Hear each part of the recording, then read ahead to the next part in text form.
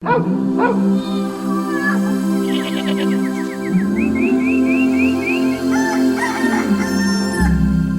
door, open heart.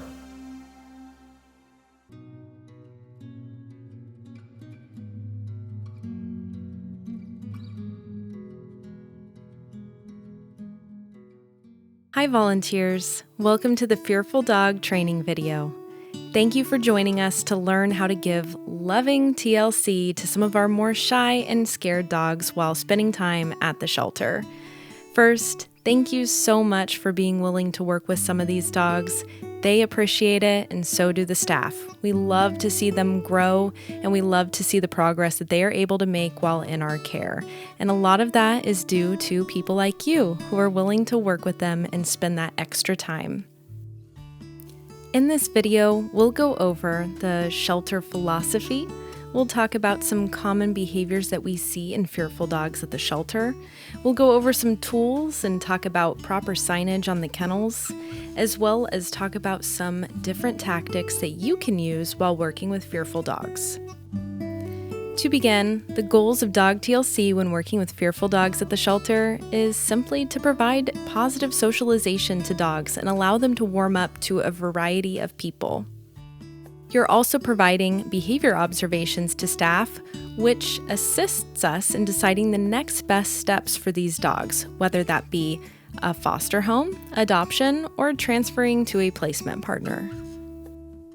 The shelter philosophy when working with dogs is positive reinforcement based. We use the LIMA philosophy. This stands for least invasive, minimally aversive.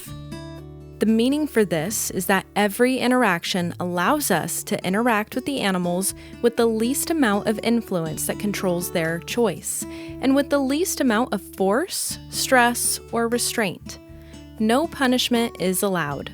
We want to reward behaviors that are good through things that the individual dog likes, like treats, play, or pets, and ignore bad behavior. Volunteers that do not abide by shelter policy and are interacting with dogs inappropriately will be asked to discontinue volunteering. When working with dogs that are fearful at the shelter, you might see them experiencing fear, anxiety, and stress. Fear is the feeling of unease or apprehensiveness in response to imminent danger. Anxiety is the feeling of unease or apprehensive when no danger is present, and stress is the body's response to danger. While we all know that the shelter is a safe haven for any animal through our open door policy, the shelter is still a stressful place for animals. In the shelter environment, things are constantly in flux depending on the time of day. Traffic in and out of the shelter, as well as the animals that are in the kennels, all play an important role in how other dogs feel at the shelter. When volunteering with fearful dogs, we ask you to be mindful of all these variables as you can directly help decrease the stress of dogs while they are in our care.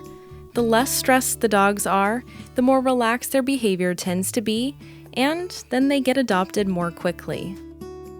3 important things that we want to be careful with when volunteering with fearful dogs are scent, sounds, and sights. As for scents, we want to make sure to not wear any strong perfumes or colognes when volunteering at the shelter. If you are using hand sanitizer, please rinse hands with water to remove the alcohol scent before interacting with dogs. As for sounds, when at the shelter, please use a calm library voice when walking through and talking to people. Please do your best to be mindful about closing shelter doors and cages slowly so they do not clang shut. When spending time with dogs, please be mindful of your movements. Busy, sudden movements can spook dogs. Some great tools that we can use when working with fearful dogs are high-value treats like cheese, hot dogs, and deli meat, a variety of toys like squeaky toys, and even a fuzzy blanket can be high-value items that help us connect with fearful dogs. Please be mindful of all signage while volunteering at the shelter, but in this case, be especially mindful of the signage on a dog's kennel. It can tell you a lot. Fearful dogs are identified by blue or blue-green dots on their kennels. Blue dot means in-kennel TLC only, while blue-green dot means start with in-kennel TLC, and if the dog warms up and is interested in leaving its kennel, you can pick it up if it's small enough to be held or is a puppy, or walk it on leash. Keep in mind that puppies shouldn't be walked on leash around the shelter. They need to be carried to the puppy yard as they are not fully vaccinated and we need to keep them all safe. As long as the dog is comfortable, you can leave the kennel and continue TLC in a fenced-in yard. Many dogs come into the shelter and are blue or blue-green dot for just a short period of time, while some dogs may stay blue dot during their entire stay at the shelter. This decision is made by staff members and is based on the individual dog's observed behaviors. It should not be your goal when interacting with a blue dot dog to get them out of their kennel. It should be, instead, to work with them in a stress-free environment and get them more comfortable with being around people. Now let's talk about dog body language. Body language that can be seen in a fearful dog are things like tense or stiffness in their body, ears back, lip licking, yawns, closing their mouth, stress panting, crouched or lowered body, averted eyes. Their nose might be pointing at you, but their eyes are pointing in different directions. Tail tucked, increasing their distance from you. Whale eyeing. This is where we see the white of a dog's eyes. Paw lift, growling, showing their teeth, and barking. Often you will see multiple of these behaviors at one time. If you are seeing any of these behaviors, then you might be adding stress to this dog and you should move away from the dog that you are interacting with. If you do this and these behaviors continue, you should end your session with the dog. It is important when interacting with dogs at the shelter that we give them choice. We have to allow dogs in our care to have their own choice. And for fearful dogs, a major source of choice is choosing who they are going to interact with or not. When doing blue dot TLC, always sit by the door on a towel on the outside of the kennel. You'll want to sit on the long, larger side of the kennel. Allow the dog to decrease distance if they would like. Do not move toward the dog.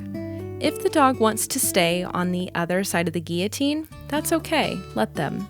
Respect the dog's choice to do that. When we do not respect a dog's choice for space and force interaction, we will often see dogs give more obvious forms of request for space.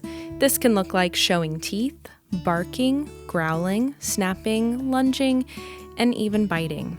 Dogs should not have to give us these more obvious signs for us to listen to them.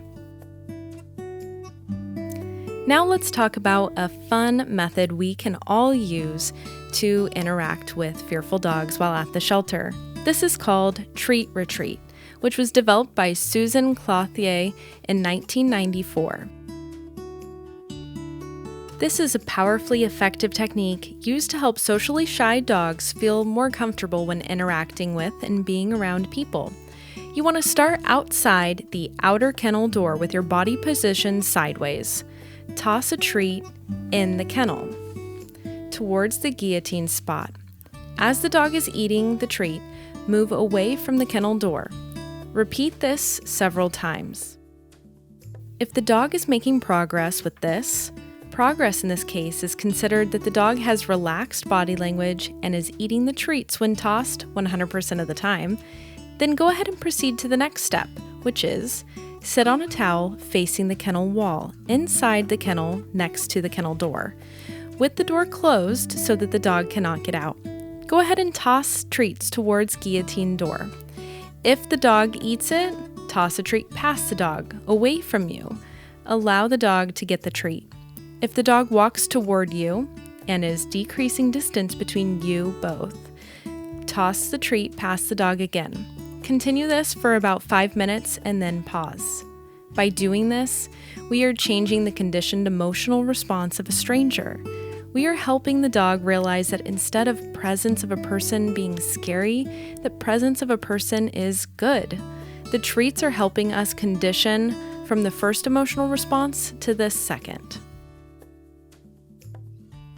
Now to talk about the exciting part. What happens when that dog finally approaches you?